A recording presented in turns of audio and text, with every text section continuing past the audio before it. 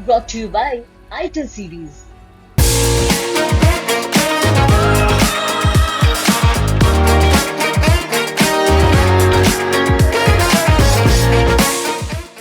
तो बीजेपी की तरफ से 8वां कैंडिडेट आज आ गया, जिसकी चर्चा थी और उसकी वजह भी बन रही थी। जिस तरीके से स्वयं प्रसाद मौर्य ने मोर्चा खोला और पल्लवी पटेल ने कह दिया कि वो वोट नहीं करेंगी, तो ऐसा लगने लगा कि समाजवादी पार्टी का जो तीसरा कैंडिडेट है वो वल्नरेबल है, वो कैंडिडेट हार सकता है और बीजेपी यहां पर अपने लिए मौका देख रही है। तो उन्होंने पार्टी के भीतर धन्ना सेठ माने जाने वाले संजय सेठ को उतार दिया है।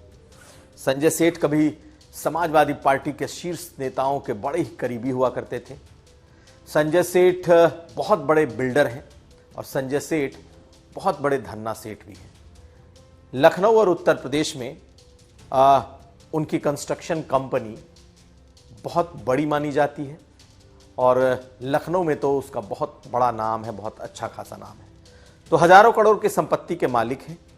कभी समाजवादी पार्टी के कोषाध्यक्ष हुआ करते थे और मुलायम सिंह यादव से लेकर पूरा यादव परिवार, या यूं कह लें वो पूरे यादव परिवार के बेहद करीबी थे। तो आप अंदाजा लगाइए कि कुछ साल पहले तक समाजवादी पार्टी का जो शख्स लेखा जोखा रखता हो, समाजवादी पार्टी के पैसे का जो हिसाब किताब जानता हो, कुछ साल पहले बीजेपी ने उन्हें तोड़ लिया था और बीजेपी ने उनसे इस्तीफा दिलवाकर उन्हें दोबारा राज्यसभा भेजा था।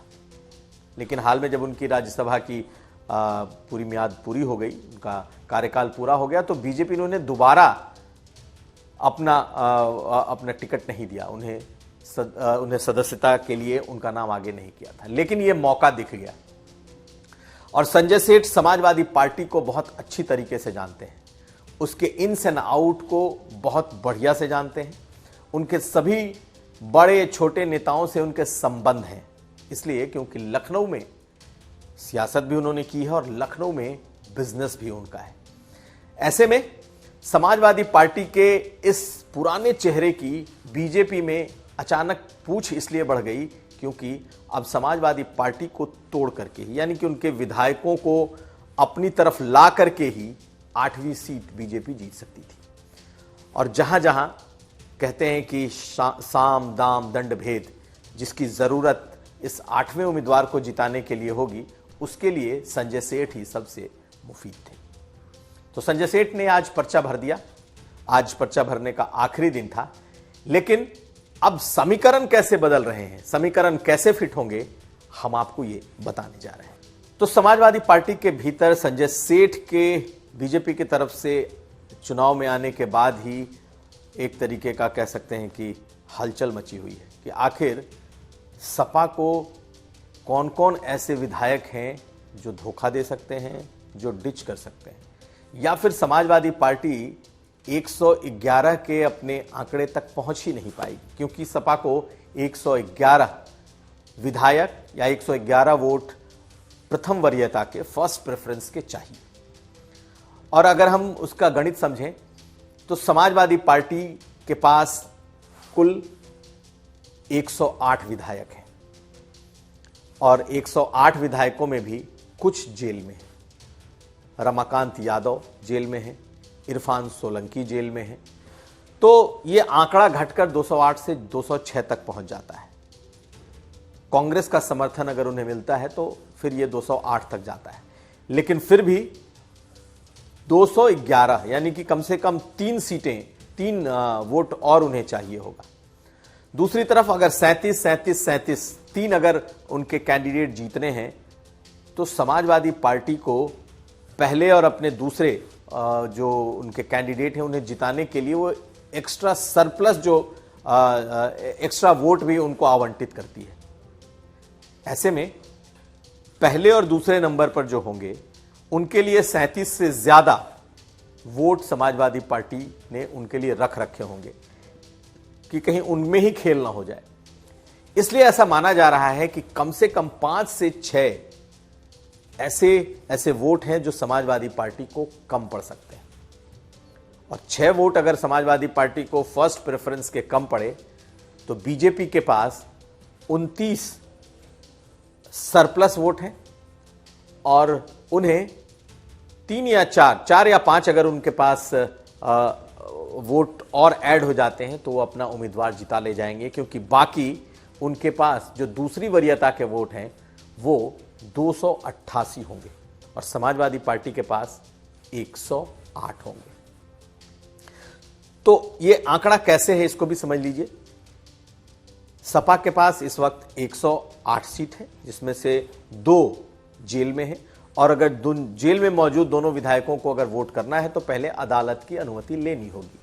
और अगर हम इतिहास देखें तो आजम खान को भी जब वोट करना था पिछली बार विधान परिषद के चुनाव में तो वो जेल से नहीं आ पाए थे, यानी कि बहुत मुमकिन है कि शायद ये 2 लोग वोट ना कर पाए। उधर बीजेपी का आंकड़ा समझ लीजिए। बीजेपी के पास इस वक्त 152 विधायक हैं, 152 वोट हैं।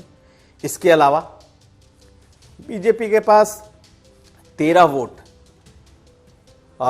अपना दल एस का है, 6 वोट निषाद पार्टी का है, 6 वोट उनके पास ओम प्रकाश राजभर का है और माना जा रहा है कि 2 वोट जो कि जनसत्ता पार्टी है उसका भी 2 वोट उन्हें मिलेगा। तो कुल मिलाकर के और इसके अलावा आरएलडी जो एनडीए में आ चुकी है उसके 9 वोट भी एनडीए के साथ होंगे। तो कुल मिलाकर 288 वोटों का बीजेपी का गणित बैठ रहा है। लेकिन समाजवादी पार्टी को लगता है कि वो बीजेपी के भीतर डिफेक्शन कराने में सफल होगी। बीजेपी नहीं, एनडीए के भीतर। कैसे? तो 6 में 3 जो कि ओम प्रकाश राजभर की पार्टी के हैं वो मूलतः समाजवादी पार्टी के हैं, समाजवादी पार्टी के चेहरे हैं, समाजवादी पार्टी के नेता हैं जो ओम प्रकाश राजभर की पार्टी से जीतकर विधायक बने। और 9 विधायकों में से 4 विधायक जो कि आरएलडी के हैं वो भी समाजवादी पार्टी के नेता रहे हैं और सिर्फ आरएलडी के टिकट पर जीते हैं। ऐसे में सपा को लगता है कि वो भी बीजेपी के एनडीए के भीतर अपना डिफेक्शन कराने में सफल रहेगी, यानी कि ये डिफेक्शन का खेल खूब होगा। लेकिन क्या सचमुच ये संभव है इस सरकार के रहते हुए और इस चुनाव में, जबकि हर शख्स को अपना वोट दिखा कर देना होता है, यानी कि जो भी अपना वोटिंग करने जाएगा वो अपने जो नेता होंगे उन्हें अपना वोट दिखाएगा तब जाकर वोट करेगा। ऐसे में आरएलडी के बेशक जो चेहरे हैं जो सपा के रहे हों उनके लिए डिफेक्शन करना बड़ा मुश्किल होगा।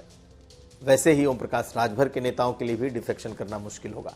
और अगर एनडीए ने अपने उस कह सकते हैं कि उस ग्रुप को बचा लिया और अपना वोट करा लिया तो संजय सेठ का जीतना लगभग तय हो जाएगा, क्योंकि 111 में से 4-5 पहले से कम है, 4-5 अगर जेल को भी जोड़ ले तो पहले से कम है।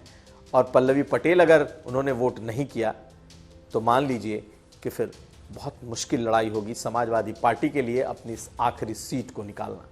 तो कुल मिलाकर संजय सेठ का दांव बीजेपी ने सियासी तौर पर एक देखा जाए तो बड़ा चाल बीजेपी ने चली है और अब बहुत कुछ दारोमदार जब साम दाम दंड भेद का होता है और उसमें भी लक्ष्मी के साथ, तो आप अंदाज़ा लगा लीजिए कि फिर जीत कहाँ ठहरती है।